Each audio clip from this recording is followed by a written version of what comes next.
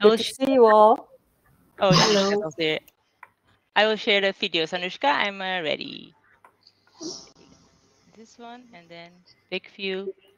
Enjoy a video of all the chapters all around the globe of Lady Statue X.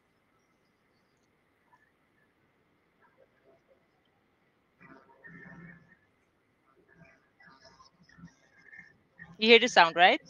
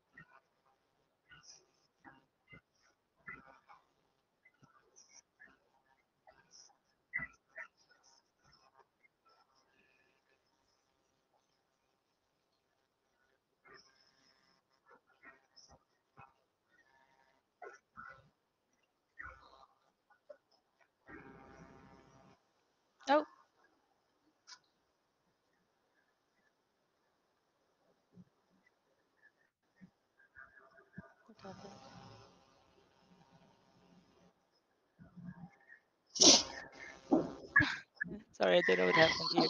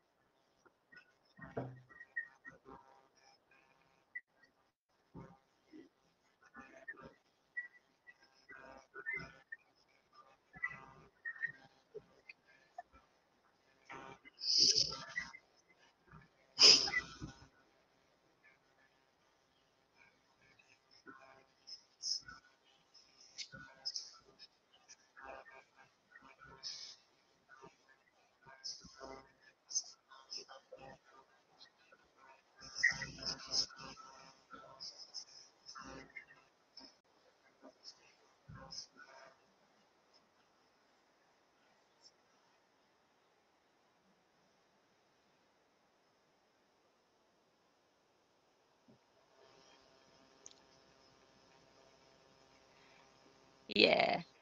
Well, that was the movie of yeah, classes are in order. Those were only 23 chapters, I think, of the 85. So yeah, there's much more chapters, but I can't help it but just smile when I look at that video. Welcome everybody. My name is Kimberly Snoyle, and I'm the chapter leader of Ladies at UX in Utrecht. And we're hosting Talk UX this year. Um, Now is the opening. So I have a video of Lizzie, the co-founder of Ladies at UX, that I will show in just a bit. I will tell you a little bit of how I started Ladies at UX in Utrecht and why, and of course tell you about this edition of Talk UX, about the theme Reflect and Connect. And we'll talk about some practical things, the Miro board, thank all the sponsors and the people, and I think Nancy, which you just saw for a bit, she will also do a warming up before the first keynote. So first, I hope everybody is in. I can't see how many. Oh, people here in the call. So yeah, let's start. I will first show this video of Lizzie, so she can really open it, and then I will start my talk. Let's see.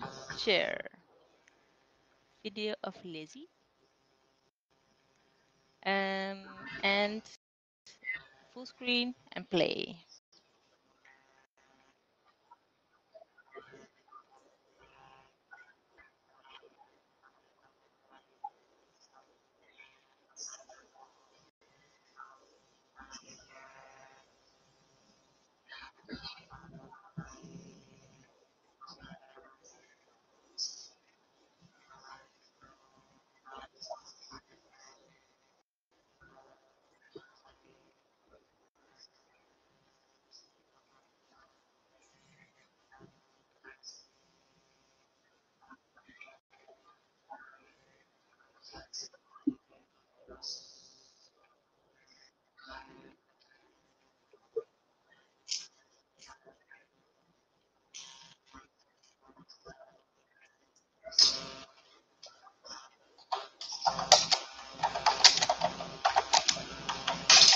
Please mute everyone. Please mute.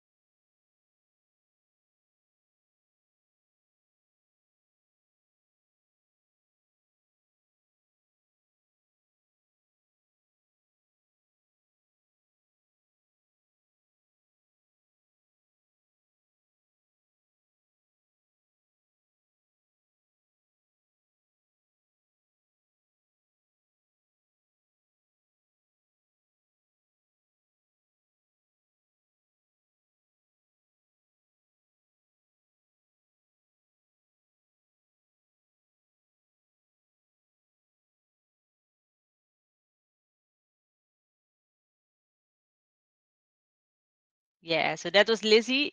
She can't be here today because she's due any moment. She's having a baby boy one of these days, so that's why she couldn't be here. Well, she has excuse. She has a very good reason.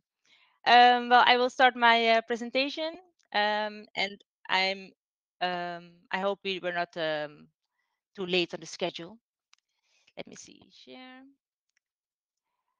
Um, this one.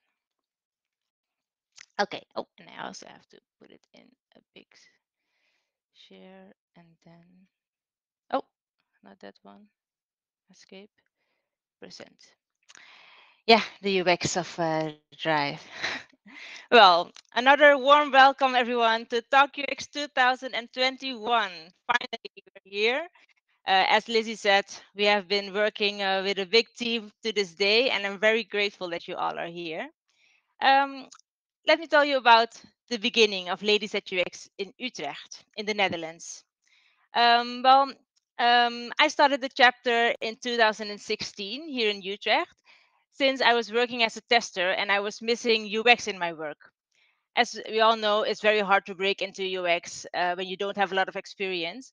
So I found Ladies at UX in Amsterdam via a colleague of mine, and I went to a couple of meetups, and the atmosphere was so nice, and I finally felt at home. Well, at a tester, when I was at a tester conference, I felt more like an intruder. And I wondered why there was no such a Ladies at UX meetup group in Utrecht. So I wrote to them chapter to ask if I could use the same name and start up a new chapter in Utrecht instead of reinventing the wheel, so to speak. It turned out that Ladies at UX was actually a global community with then over 50 chapters all over the world. And now, of course, 5 years later, 5 years later, because it was 2016, we are already 85 plus chapters all over the world. So I had an intake call with the founders Georgie and Lissy, which you just saw in the video, and I soon found a companion, Yerina, to start the adventure of Ladies at UX in Utrecht. And at the first meetup, we just wanted to have drinks in a beach bar to get to know each other, but there was only one attendee that showed up, Marcella. And years later, Marcella even joined the organizing team, so she's one of us now. But we didn't give up. There's only one attendee, but we knew that there were a lot of UXers and UX companies in Utrecht as well. And we wanted to bring these people together to share knowledge, to inspire each other. And now, 5 years later, we have more than 1,700 members on Ladies at UX Utrecht meetups. So we grew a lot. And also a few years ago, 3 years ago, we also did a big event like this, not Talk UX, but Meetup XL, which was also a very great success. Well, you might notice that while I was talking about starting this meetup group, I was not specifically talking about women or ladies, but just UXers in Utrecht. And that's intentionally because it was not something I was really thinking about back then. I did find that the atmosphere was, of course, very nice because yeah, there are I'm in of course in UX and in testing and in my technical education there were a lot of men, and the vibe with so many women is really refreshing. But the Ladies at UX group does get some frowns and questions from men asking if they're welcome, of course, and we always say men are welcome too. But even some ladies did not want to join our meetups because they thought it was some kind of girl club and they didn't like that. But in the past years, I also learned a lot about inclusion. And in our team, we talked about it, and we also do not want to exclude men from our community. We know we can learn from each other, we can grow, and diversity is very important. So, with ladies at UX communities, oh, I forgot my slides. So, oh, that's what we'll see later. But this is the our our some of our events, and Marcella, which was the first attendee, and this is Irina, which we which were the ladies that started the Ladies at UX in Utrecht. But also within the communities of Ladies at UX, this question is rising more often. Is it inclusive? Will we change the name of our community? Because we know that since Ladies at UX exists in over 85 cities all over the globe, there are some countries where a safe space for women is really important, and there are really no men allowed. But in the Netherlands, and I can imagine in most countries in Europe, it's different, and men are welcome too. So this is how we came up with the theme Reflect and Connect. We want to reflect on our community. We want to discuss this today in two different panels. We have one panel on diversity with Hexagon UX and Queer Design Club and Ladies at UX together. And we also have the panel on the Ladies at UX Global Leadership Team, which will talk about this as well. And of course, connect, because this was our goal of Ladies at UX in Utrecht. We wanted to connect all UXers in Utrecht. Now with Talk UX, we can dream even bigger and connect all UXers all over the globe. So that's why we're here today. Now I can go back to the previous slide, because Talk UX was, of course, made possible by our team and also the sponsors. I'm going all everywhere. This is the team.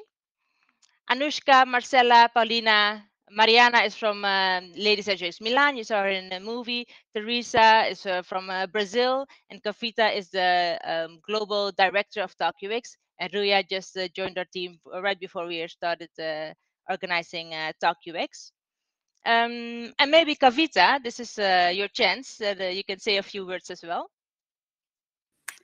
Sure. So, thank you again for joining Talk UX 2021 today. You have heard quite a bit about Ladies at UX, but I just want to say that I'm extremely proud to be part of this exceptional organization. Talking about Talk UX. So, Talk UX is organized by Ladies at UX.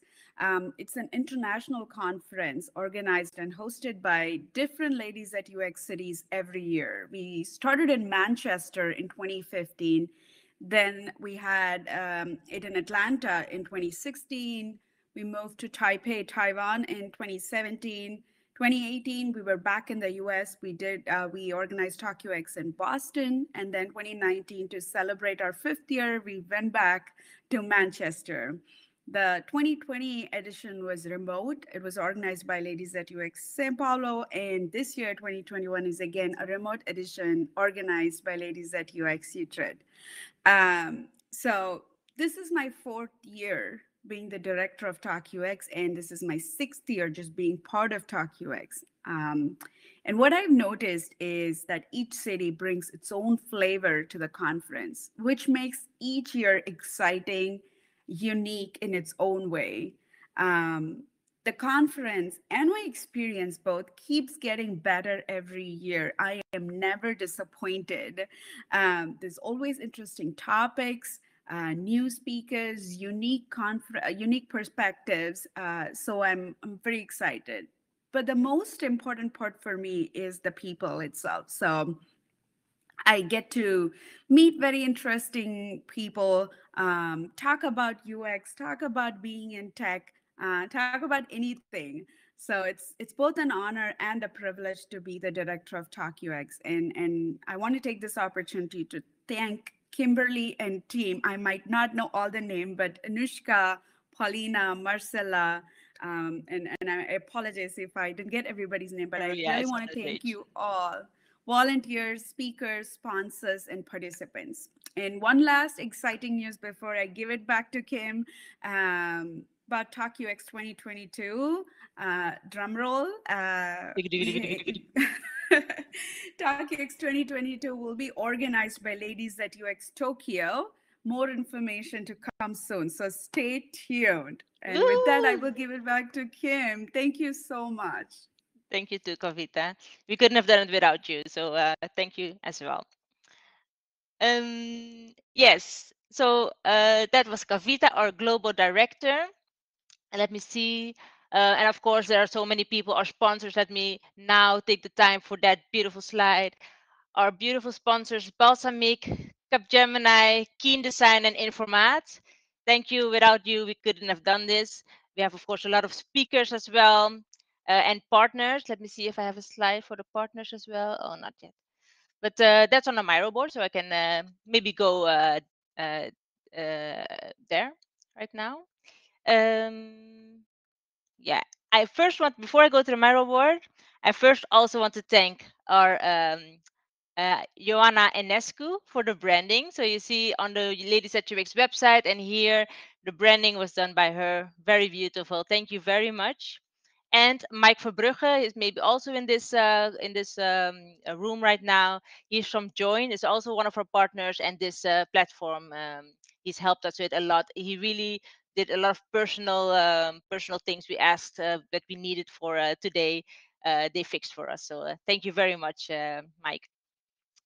Okay, and of course all the speakers, but first maybe I want to show you the Miro board and then to the practical things like the speakers and the program. So I'm going to share another tab. Let's see, where is it? The Miro board. Johannes, I don't know if he's here, but shout out for Johannes from UX Grads, one of our partners. He made this incredible board. You can see it, right? Because I don't see you anymore. Wait, maybe I should yeah, place it here, then I can still see you. Yeah. Okay, so this is the Miro board. The link was sent via the email, via the agenda invite, and also when you scroll below here on join, you have a lot of information about the event today and also a link to the Miro board. As you can see, you have to start here in the middle. Let me see. Oh, with two screens, it's difficult. Here, you have to start here in the middle. Oop. And then he tells us how to work on this board. So this we are here right now, and we have to make a circle all the way to the end. What you can do on this board, first, of course, the hashtag. So if you like the session you're in, just shout out on Twitter, LinkedIn, any other social media, what you think about the event. So here's the hashtags, TalkUX21 and Ladies at UX. Then we have to go this side. Well, we have, of course, our sponsors and partners and everybody else who wants to place a job invitation. You can place it here, looking for a job, so people can, who are looking for a job, can look here. This is something we always do at all of our meetups. So also, yeah, that's what Ladies at UX helps you with. What do we have here? Connect with each other. So I see already some people have put in their LinkedIn profiles or other profiles. This is Aldrich, also one of our partners from UXQCC. Um, and you can just put here contact information. And also, what I also told you in the email, we have a raffle. So if you put your name and your something in here, you can also be creative. If you want to get a sketch license or an extra license, put it on this board. And we, at the end of the conference, we will announce the winner. So we have sketch licenses and extra licenses. So sketch and extra are also partners, and they are giving licenses. So here you can just meet and greet each other and get to know each other. Who was that? I want to know, and I want it now. Let's see. Johannes, if you're here, you can also say something because I don't remember what we have to do here. Reflecting Sorry, connect. Kimberly, if I Yeah, can introduce yeah, intrude sure. for a moment the time. Oh, I know, but this is very important as well. Okay, very quickly. I'll finish it. So you can put your you can take a pin here and put it on the map of where you are. Then we can see also the speakers are here and the partners. Let's just zoom in a little bit on on the partners. Yay!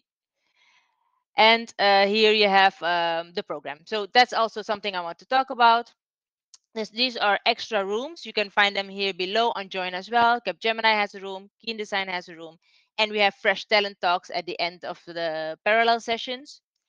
And here is the program. So we're going to Denise right now, but Nancy wants to do a warm up. So I hope I didn't forget some practical things.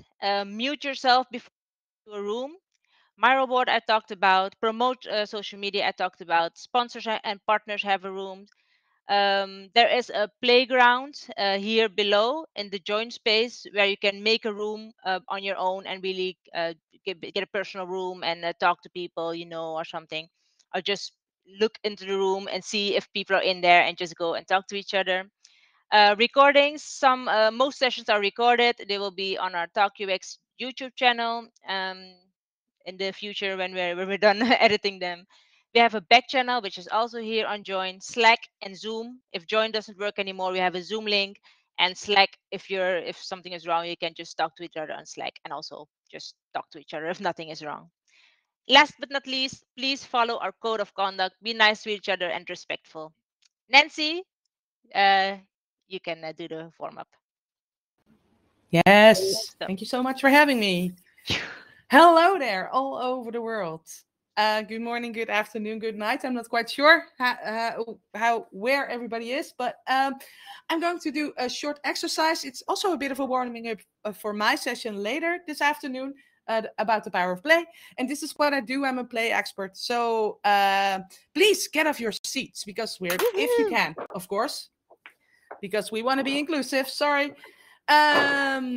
Because sometimes you need to move around a little bit because sitting is the next pandemic, right? So to get creative, it helps a lot to move and to listen better to the keynote speaker, which will follow anytime soon. Okay, let's keep this short. When I say start, you start moving on your spot. And when I say stop, you stop. Easy peasy. Start. Stop. Start. Stop. Start. Stop. Very doable. Okay, so now it's more fun when you put it on gallery view in the top right corner, so you can see everybody move around as well. And we are going to switch it around. When I say stop, you start. When I say start, you stop. Start. Stop. Sorry. Start. Stop. Stop faster. Start. Yes. Okay, so when I say start, you stop. When I say stop, you start. When I say clap, you clap. When I say jump, you jump. Stop. Clap. Jump. Clap.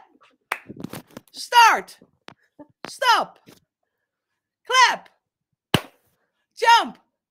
Okay, next round. When I say start, you stop. When I say stop, you start. When I say clap, you jump. When I say jump, you clap. Clap. Start. Stop. Clap. Jump. Clap. Stop. And start again. Yes. Okay. 2 more rounds. When I say start, you stop. When I say stop, you start. When I say clap, you jump. When I say jump, you clap. When I say name, you shout out your name. So please unmute. And when I say dance, you dance.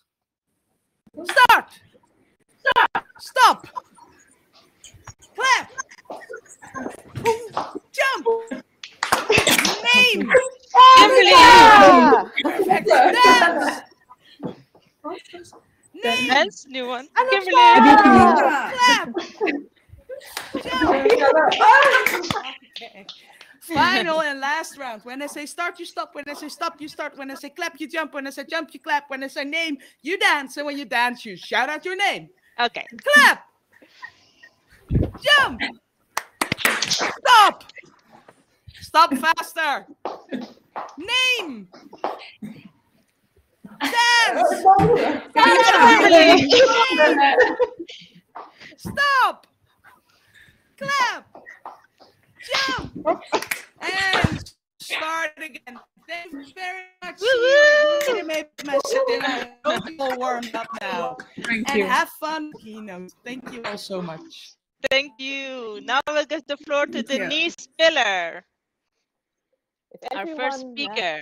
if sorry. everyone can unmute, please, and also put your camera off, then Denise has the stage. Thank you very much.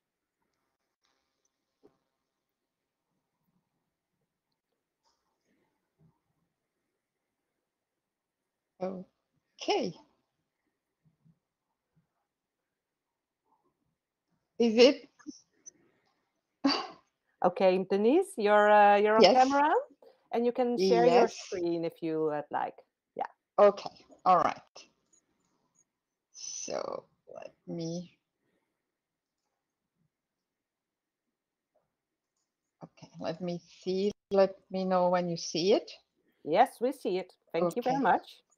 All right. Okay, So so everyone- let's get started. Hi, everyone. Thank you for having me here for this very fun warm up. I got the opportunity to show my lack of coordination on camera with everyone. So good. Okay, it's a very good warm up. And well, first of all, I'd like to thank you for having me here, and thank you everyone for being here. It's both an honor and a pleasure to be part of this awesome event and this fantastic community. So let me try to start by describing myself. I'm a white woman in my 50s.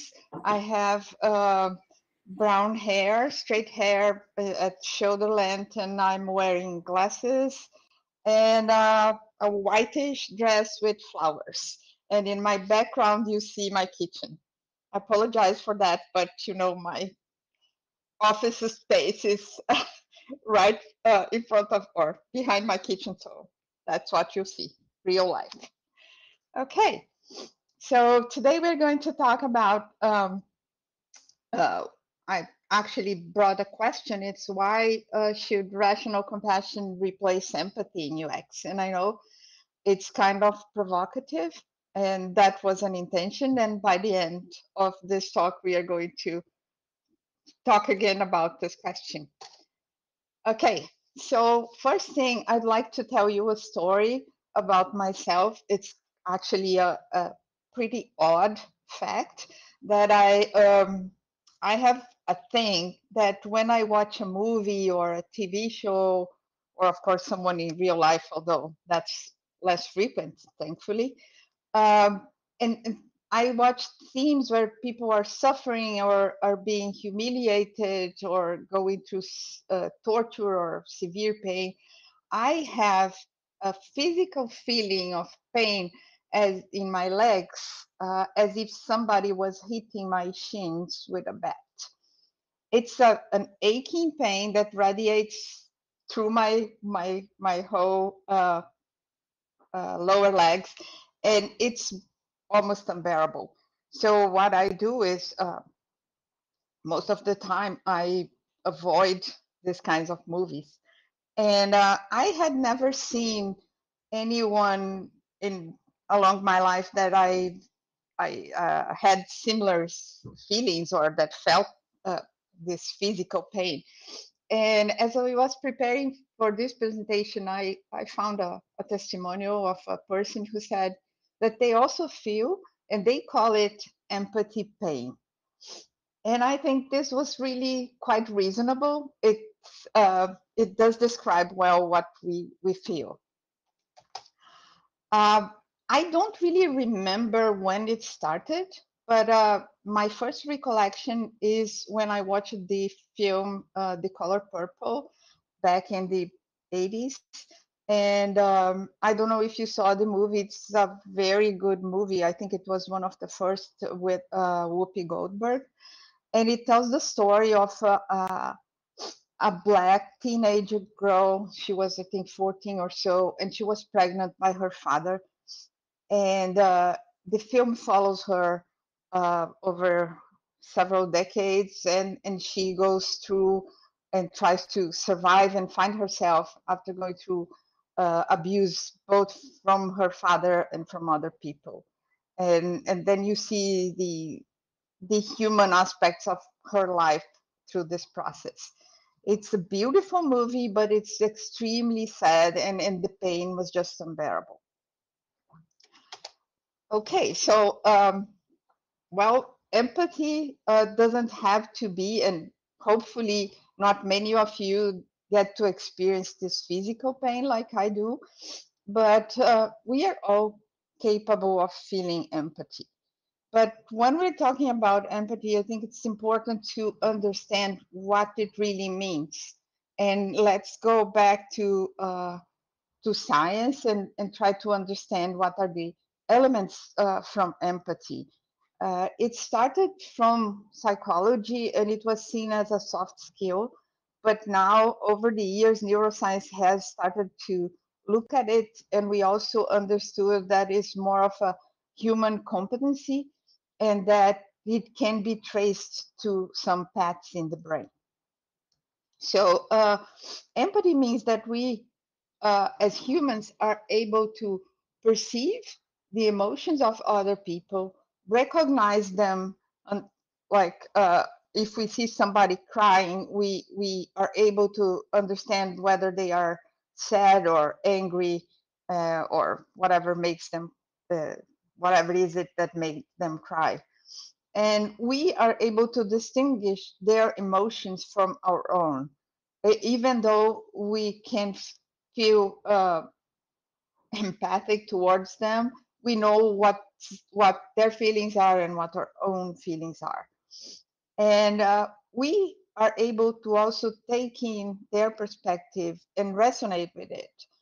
And after all that, we can respond in one way or another. Okay, it's important to know that there are two types of empathy. There is first, the one that occurs first is the affective empathy that allows us to feel what other people are feeling. And it's important to know this because these two types of empathy, they are associated with different pathways in the brain. They happen in, they activate different areas in the brain. And affective empathy is the one that happens, that makes us understand or consider what others are feeling. It refers to sensations and feelings that we get in response to other people's feelings. We can even mirror that when we see somebody crying, for instance, we can cry as well, or we can be happy when we see someone becoming happy. But on the other hand, we have the cognitive empathy that can be sometimes called perspective taking. And that refers to the ability to identify when we perceive and we recognize and we understand what other people are feeling. Okay, so now, now that we know what empathy consists of, we can talk about what is good about it. And yes, it's clear that it does have several benefits. The first one is that empathy is contagious. When we have a group where the norms of the group encourage empathy, people are more likely to be empathic and to be perhaps even more altruistic and treat each other better. Empathy is also good for relationships because, as research has suggested, if we are able to understand our partner's emotions, our intimacy will be deeper, and that leads to better relationship satisfaction. Empathy is also very good to help to resolve conflicts because if we understand what is the context and the feelings and the perspective of the other person, we tend to be more tolerant and more appreciative of what they're feeling. Empathy also can encourage us to reach out and want to help because if we see somebody suffering and we care about it, many times we feel to help. Feel the will to help. Another important point that is a benefit of empathy is that it can actually help to reduce prejudice and racism. And it can sound simplistic, but you know, if we are able to empathize and to get to know each other and really listen and understand their perspective, if we put people together, different people together, and they really go the step of getting to know each other, the prejudice decreases or is likely to decrease. Another benefit is that it's good for the office because when the managers are more empathic, uh, usually their employees get sick less often, and so you have a more healthy, less toxic environment, and consequently less sick leaves. It can be good for healthcare. Empathic doctors, they feel better about themselves and they make their patients feel better. And it can be good even for police in handling crisis because if they feel like they're not so different from the people they're dealing with, they are able to work through crisis more in a better way using less physical force. Okay, but by now you must be thinking, if it's this good, what's the problem with empathy? Why is it that some UXers are uncomfortable with that? We know that empathy is at the core of human-centered design, and it has been over the last few years. We've seen many people challenging it, including Don Norman himself. And in this process, people have flirted with other concepts like sympathy or otherness or even compassion. So the, the problems with empathy, they start with the fact that people have different definitions for empathy. Some think that, you know, just considering or having a consideration of other people is enough. It's empathy. Some consider understanding the other people's feelings. And this is, of course, just part of the problem, but it's important. We also have what is called empathy trap. And that happens when we are so committed to be empathic towards other people and to feeling what others feel and help them that we sometimes neglect our own emotion and our own needs. And here I like to bring up the example of the airplane oxygen masks, that you should first put your own mask and then help others. And we should think of that for empathy as well. But the main issue with empathy is that, as far as UX is concerned, it doesn't necessarily mean a desire to help. We can understand that other people are suffering, and we can feel sad about that, but doesn't mean that we are going to take action towards that, changing that situation. And an important side note here is that we cannot ignore the sociopaths, because sociopaths are people who are not capable of feeling affective empathy, but they are capable of feeling of cognitive empathy, and that is dangerous just because they know what other people are feeling, but since they don't care, they use this to manipulate or to do some harm. So those are the only ones that really are not physically capable of it. Okay, so let's go through some of the biggest issues with empathy. One of them is that empathy works like a spotlight. It makes us zoom in on people, and it makes we more likely to help them. So we are looking at someone who's suffering, someone who has a face and a name, but like a spotlight, we could be pointing it to the wrong place. We don't know, we have this risk. And so subject to bias, because we are seeing just part of the picture. We don't know the whole context. Also, like a spotlight, it's ultimately irrational. It's not sensitive to numbers. We don't see numbers. We see people. We see whatever we are zooming into on. So it's very easy to feel tremendous empathy for someone who has a name and a face, and who was assaulted and killed. And like, for instance, we all saw this George Floyd story, and we all felt, most of us felt very bad for him and for his family. But we forget, we cannot feel empathy for statistical abstractions of all the people who are assaulted and killed every day by racism across the world.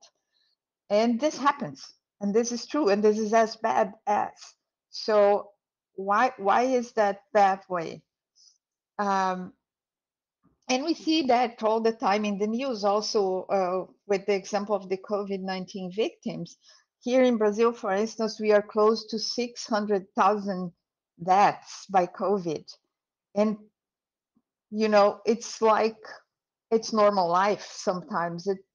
It's very hard to believe that people are not sensitive to such a bad story. But if you have someone that you know that has a name and a face, a public figure, or someone from your family, you probably feel a lot harder the weight of this pandemics. So, oops. Okay, so to illustrate that, let's try a little exercise here. I'll tell you the story of a girl, a 10-year-old girl named Sherry Summers. I heard this story from Professor Bloom, who is the main advocate of the rational compassion theory. And Sherry was a 10-year-old girl who had let's think of the story as if you were in the story. Think that Cherry is a 10-year-old girl who has a slow progressing terminal illness, and she is going to die. There's nothing we can do about that. But there is a treatment that we could give her, and that would alleviate her suffering and alleviate her pain. The problem is that she is low in the line for treatment. And so if she waits for her turn, she will die before she can get it. And of course, there are other kids that have been waiting in line as well, and they are sometimes even in more desperate need. So let's suppose you are the hospital administrator here, and you have the power to move her up the line. Would you? I can see you, but suppose if we were in a physical place, I would ask you to raise your hand. And no moral judgment whatsoever. Most people would consider this wrong or unfair because other kids are also in line and they're also suffering. What makes it, different to justify this moving up the line? Now let's change the story a little bit and please try to imagine that you are Sherry's mother's sister. You are her aunt, and you are still the hospital administrator. And you feel your sister's pain, you feel your niece's pain and suffering and discomfort and fears. And now think again. Ask yourself the question again. Would you move her up the line? Again, no moral judgment here. You don't need to answer this question, but this is a much more difficult question to answer. And this illustrates very clearly what the spotlight is. When you are connected, when you know the context, when you have stronger ties to the person who are suffering or that you are looking at, and it's easier to empathize with this person. And it's very hard to think of all the other ones that are to you just numbers by now. Okay, another big problem with empathy is that it is related to some of the cognitive biases that we are all subject to. So we are a lot more likely to be empathic towards members of our same tribe. And by same tribe, I mean those who act like me, or those who look like me, or those who have suffered in a similar way, that have a same disease that I have, or that share a common goal. So we see something in common and then we think we are the same. We see this all the time in sports and religious communities, politics, etc.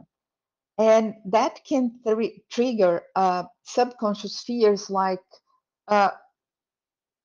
when I see someone who is not like me, I see it as a potential threat. And the important thing here, and I bring back the fact that affective empathy occurs first, and that is very fast. When we see something long before we can think of anything, it's very fast. It's still as in milliseconds area. And it will reach the mid area of the brain that processes emotions. So we feel that. We cannot avoid feeling that. But we have a chance of letting some cognitive input from the perspective taking, the cognitive empathy, brings some information from the prefrontal cortex, the so-called the rational brain, into the picture and help us to enhance our perspective taking against the things that are not familiar and maybe override bias. If we don't do that, if we don't bring this cognitive input into the picture, we'll potentially have an automatic reaction, which will be something like fight, flight, or freeze. And that's why cognitive empathy is so important against in fighting bias and prejudice. Okay, so here I also have an example. And there was a study where some people, of course, this is not from the study, it's an image that I got from the internet, but a study that brought some people in and showed them a video of a person getting an electric shock and then monitored their brain activity through fMRI. One group was told that this person getting the shock was a fan of the same soccer team as them. These people's brain fired the same regions as if they were getting the shock themselves. The other group was told that the person getting the shock was a fan of the opposing soccer team. And their brain activity was different, was less, the empathy was less strong. They were a little bit less empathic about the shocked person. But, and that is really mean, I would say, but that's who we are. They also showed a little activity in the brain areas associated with pleasure. And that illustrated why it's easier to be more empathic towards the ones from the same tribe. Okay, another big issue with empathy, and that we somehow already talked about, is it contributes really heavily to us forming biased judgment, because we tend to forget or not realize that we rarely know the whole story about other people or about what they are going through. And we may very well make biased judgments. And it's like looking at the spotlight, we see a photograph, but we don't see the context, or we don't know the whole movie, and the photograph can be misleading or can show not parts of the story that don't tell accurately what the person is going through. Okay, so let's move to compassion. Compassion, there are lots of studies about compassion, but a compilation of them got to a consensus with these 5 elements that consolidate all the existing definitions. And in all the definitions, it's common to know compassion or understand compassion as the ability to recognize the suffering in other people and understanding that this could be happening to me. So suffering is universal, and it's not because this person is going through this today that I'm safe. I could be there and I could be suffering as well. And so I resonate positively with that. Also, going through being compassionate towards other people includes tolerating very uncomfortable feelings of sometimes distaste, frustration, or anger, or several kinds of discomfort for not being able to help or not being able to change the situation, or just having to acknowledge that there is nothing you can do to avoid that, or that you have to live with that. And as an example, I would say living in very poor areas, it doesn't matter if you're rich, you have to sooner or later come across some scenery of poverty and suffering. So you have to live with that. But if you are compassionate, you have this strong motivation to act. It moves you into action in order to alleviate suffering, and you will find something that you can do about it. Now, let's look at rational compassion. This idea was widely studied and discussed by Professor Paul Bloom that I mentioned earlier. He's a Yale psychologist, and he published a book called Against Empathy, The Case for Rational Compassion. It's been a very controversial book, but as I was talking before, it's not being in favor of rational compassion doesn't mean being against really empathy. It's just putting it that empathy enough is not enough alone. Empathy is something that exhausts us because if we feel